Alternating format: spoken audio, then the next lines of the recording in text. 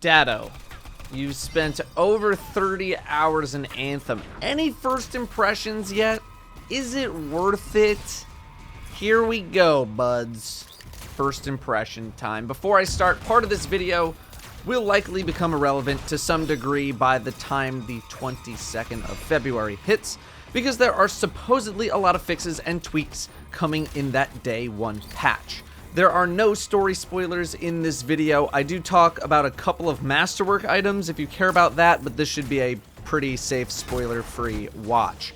I will start this video by saying that if you have not played Anthem yet via Origin Access Premier, do yourself a favor and wait until the 22nd. Let's start with some good, or at least passable, stuff.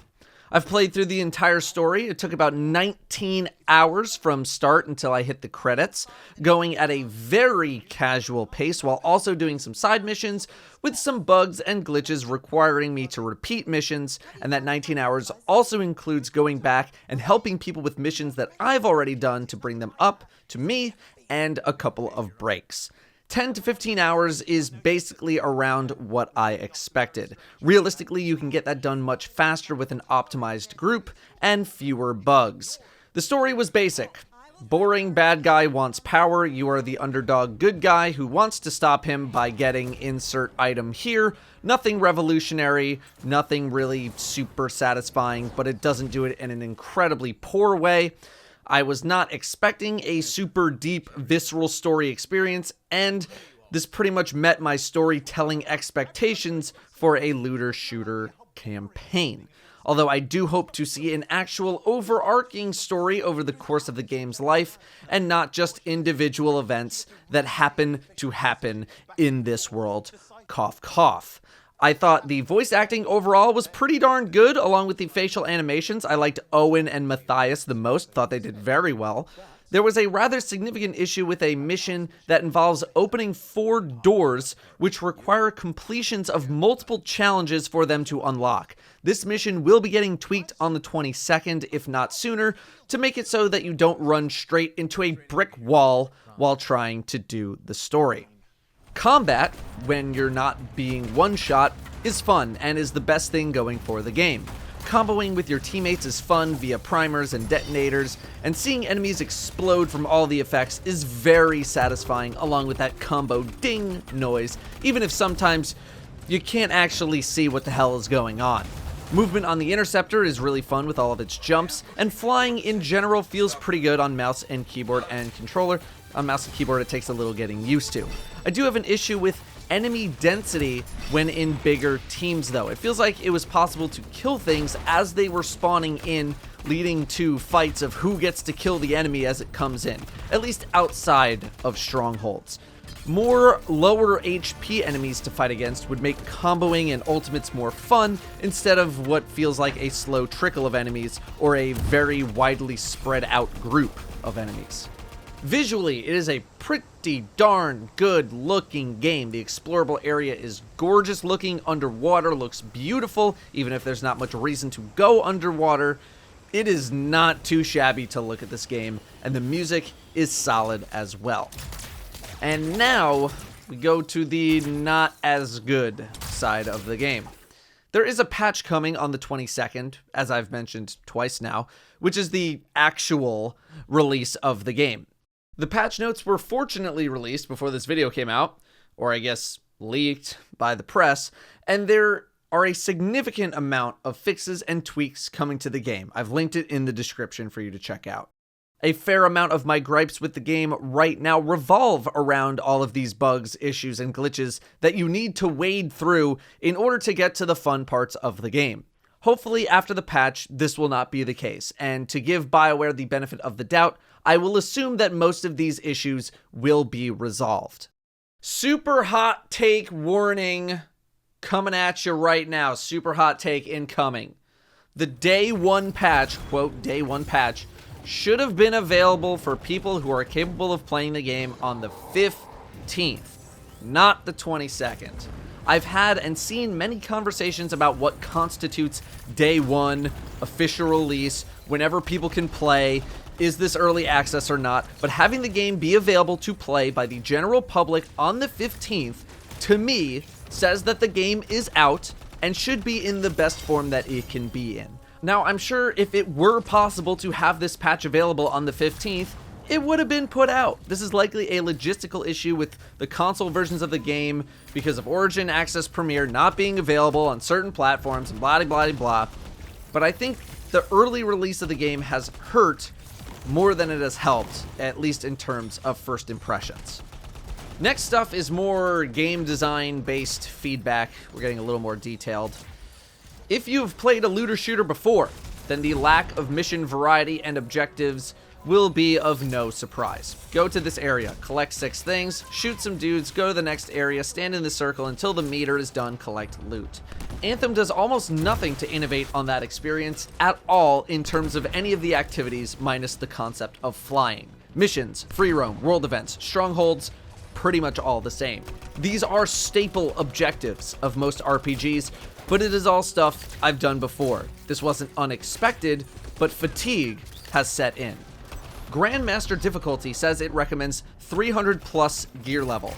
That plus is very accurate. You should be almost 400 before you feel remotely comfortable playing in Grandmaster or feel like you can move around without getting one shot all the time, because everything is a one shot if you don't have masterwork components. And even if you do, a lot of things are a one shot. The difference between epic and masterwork level components in terms of health and shields is gigantic, and you at a bare minimum should have 1 to 2 masterwork components before you will feel comfortable. The game has a mechanic in place where if you're at full health and shields and you get hit by a hard-hitting attack, you will go down to 1 HP, or the equivalent of it. It is the health gate. The problem is that in GM strongholds, you spend a significant portion of time at one-shot levels because every enemy hits like a truck, even their basic melee. If an enemy happens to spawn behind you or walk behind you and tap you, you will go to one-shot health. It will happen. If there were more ways to recover your health, maybe this would be okay. Skills, abilities, but right now it appears that only certain masterwork items allow you to regen anything at all. This means that the only other way to recover health is by running straight into danger to try to grab health blobs on the ground, in which most of the time you will get hit again, losing all of your health or potentially dying. The fact that there needs to be a health gate mechanic in place to prevent you from getting one shot nearly all of the time, to me, is a problem. In the Tyrant Mines, the only way to prevent yourself from being one shot during the boss is by literally never stopping your movement. Even from the spider enemies that spawn in the caves, one bite from them was a death sentence. One bite was one-shotting me in full epic gear. Now, when you start to get masterwork components, your health and shield pool get significant boosts. But if you're a new player and don't know that, you're probably just going to get frustrated. I was getting frustrated, and I know the rules. We couldn't have that. Excuse me! Excuse me! Maybe it's like 700% of what it normally would give. You know what I'm saying? Right. Maybe. Is this serious? Stun lock is also a large problem where the immunity of your health gate will run out before you're able to get out of a stunned animation and you just get killed. GM difficulty is difficult, but it is not the fun kind of difficult to me. It was just kind of frustrating. Speaking of getting hit all the time, enemies are hyper accurate despite seemingly being brain dead part of the time. They will almost always hit you because their projectiles track you. It basically doesn't matter the speed nor the direction you are going. If you are within their hit range, they will very likely hit you. The only way to avoid attacks is by perfectly timing the incoming attack via a dodge or hiding behind a wall, although sometimes that won't work either. This is all compounded on top of the fact that a good chunk of the time, I'm not even sure what attacks are hitting and killing me.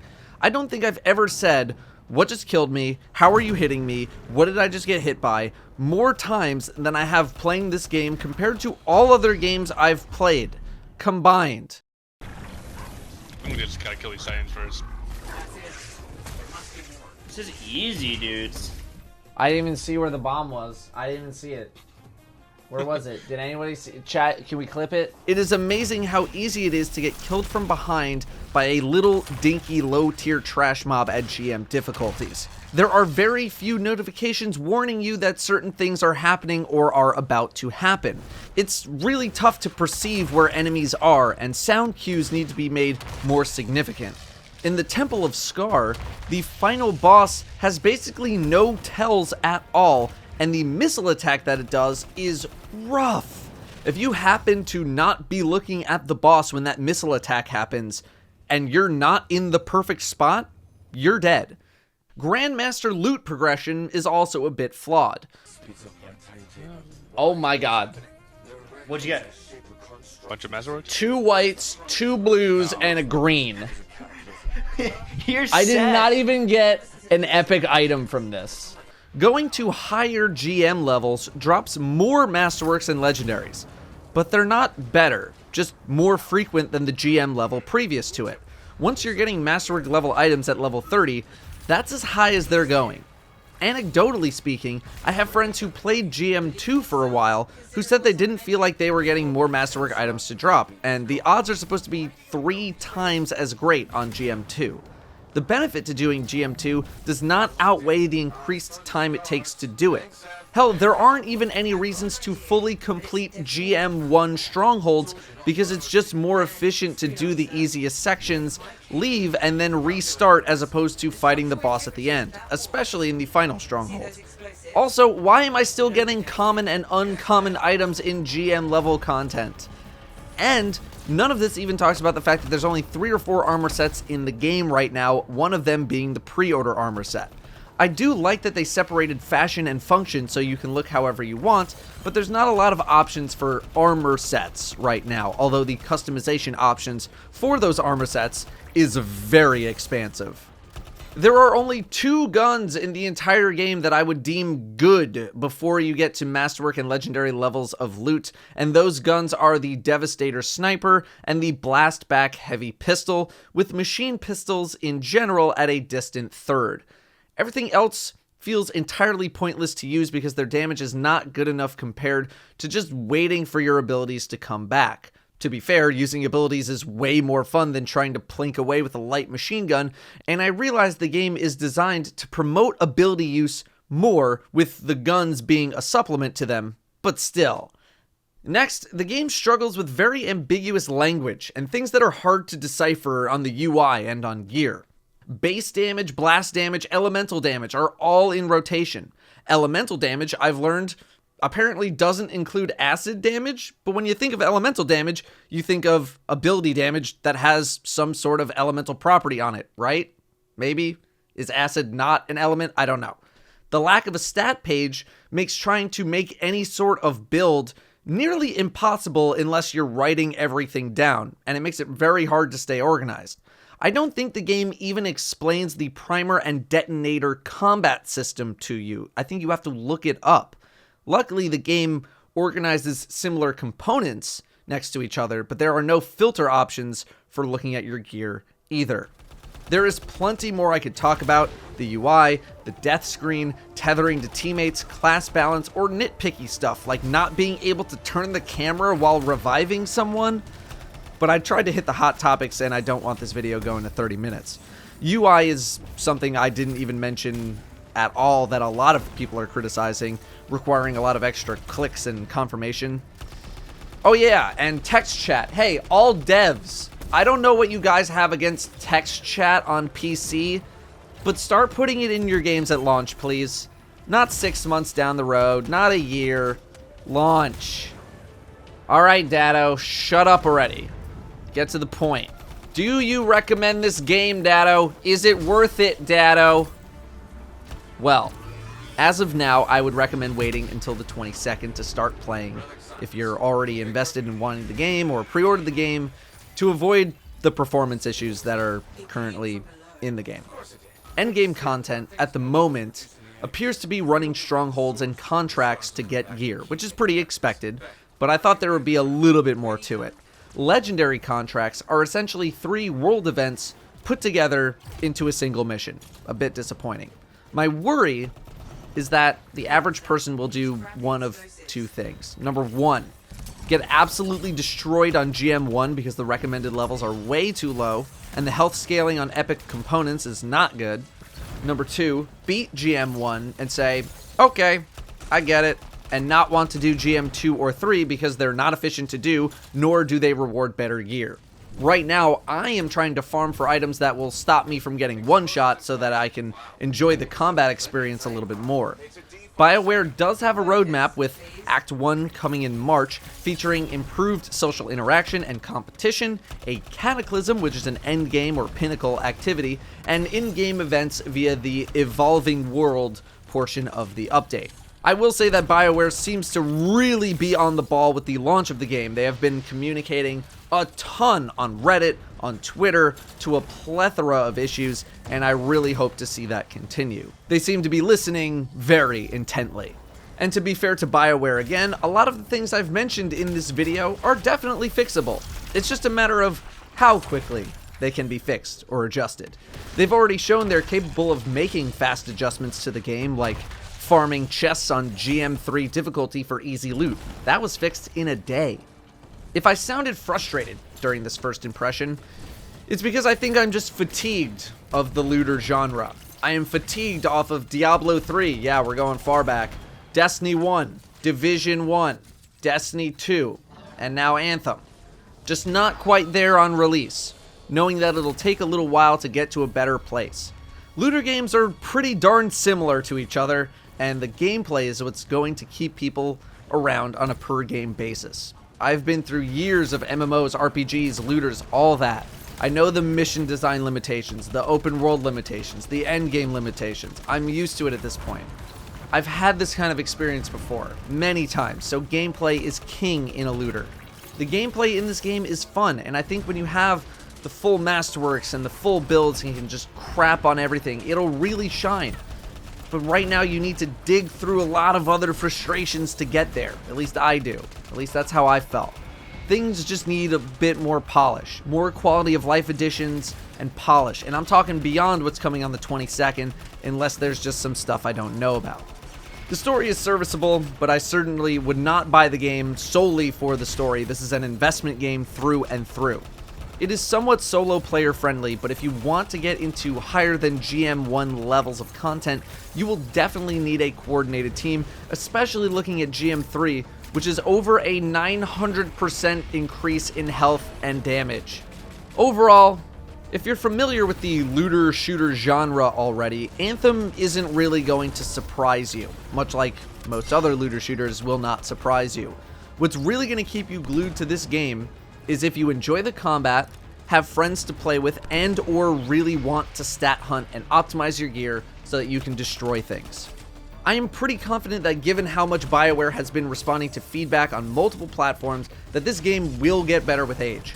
But if you're not feeling the combat and are familiar with the looter shooter genre already, or already have a looter shooter type game that you're interested in playing and don't have time for another one, I don't know what Anthem will offer you on top of what you're already doing as of this first impression and initial release of the game. Down the road, I suspect this game to be more enticing to play, but there are going to be some growing pains as the game gets optimized. If you're on the fence about it, then I would wait a little bit, see how the game ends up getting developed and changed, and then maybe hop in if it suits your liking. If you enjoyed this video, a positive rating is appreciated. Thanks for watching. I'll see you next time.